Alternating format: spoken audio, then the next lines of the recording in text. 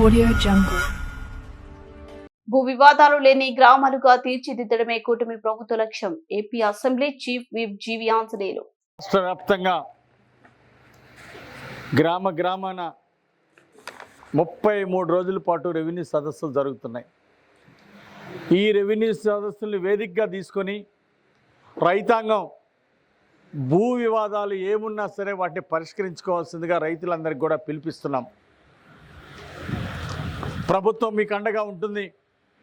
ప్రభుత్వ అధికారులు రైతాంగం కోసం పనిచేస్తారు. ఈ అవకాశాన్ని సద్వినియోగం చేసుకొని భూ వివాదాలన్నీ పరిష్కారం కావాలి.